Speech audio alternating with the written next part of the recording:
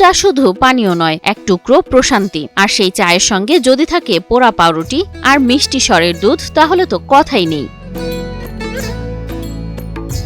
চা দিয়ে পোড়া রুটি খাচ্ছেন ভোজন রসিকরা। নারকেলের খোলে তৈরি কাপে চা খেয়ে তৃপ্তির ঢেকুর তুলছেন তারা। পাউরুটির সঙ্গে ধরেন চিনি এবং মধু ও চিনি দেওয়ার পরে যে ক্রামেন তৈরি হয়, তারপরে আগুনে ভালো করে সুন্দরভাবে পরিবেশনা করে তারপর কাস্টমারকে পরিবেশন করে।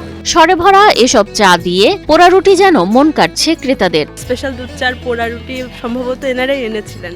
তো ওই সময় থেকে এই জায়গাটার প্রতি সবার একটা আকর্ষণ তৈরি হয়ে গেছে।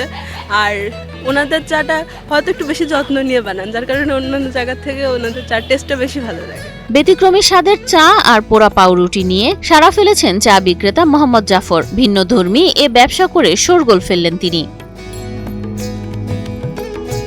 সকাল থেকেই ভিড় লেগে থাকে জাফরের দোকানে। খড়ির চুলায় টকবক করে ফুটতে থাকা দুধ, ধোয়া ভরা কাপে ভাসে স্বর। এই দুধ চায়ের প্রতিটি চুমুকে আছে এক অন্যরকম অনুভূতি। সাথে পোড়া পাউরুটি, যার উপর ছিটানো চিনি মিশে তৈরি করে অসাধারণ এক স্বাদ।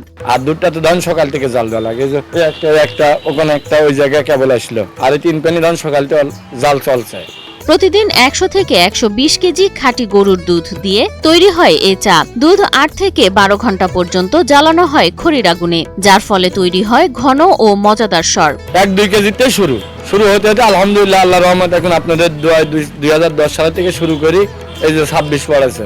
এখন ধরেন দিন 100 কেজি, 120 কেজি বা 130 কেজি, 80 কেজি এইভাবে দুধ জাল দেওয়া লাগে। চায়ের স্বাদের মতোই ব্যতিক্রম জাফরের পরিবেশনের ধরন। নারকেলের খোসা দিয়ে তৈরি পাত্রে পরিবেশন করা হয় গরম গরম চা আর পাউরুটি। ঘন দুধ ছাড়া তো আপনার হবে না, মানে গ্রাম থেকে সংগ্রহ করে ভালো দুধ, গাভীর।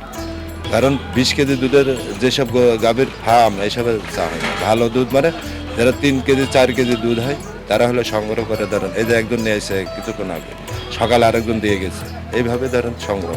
স্থানীয়দের পাশাপাশি দূর দূরান্ত থেকে মানুষ আসেন এক কাপ চা আর পোড়া রুটির টানে। কেউ বন্ধু বান্ধব নিয়ে, কেউ আবার পুরো পরিবার নিয়ে। এখানে যে চাগুলো করা হয় ম্যাক্সিমামই মাটির চুলায় কড়া আঁচে করা হয়। তো স্বাভাবিক কারণে ওই আঁচটার কারণে এখানকার স্বাদটা অন্যরকম আসে। ফেসবুকের মাধ্যমে আর কি, ভিডিওর মাধ্যমে দেখছি, দেখার পরে আমরা এখানে আসছি। মানে আমি অনেক জায়গায় মানে চা খেয়েছি, তো এখানে এসে মানে এই চার মানে স্বাদটা একটু মানে ডিফারেন্ট। মানে এটা আমার কাছ থেকে মানে ব্যক্তিগতভাবে মানে খুব ভালো লেগেছে আর কি। 2010 সালে জিকে ক্যানেলের পাশে ছোট্ট টং দোকান দিয়ে শুরু হয়েছিল জাফরের পথচলা।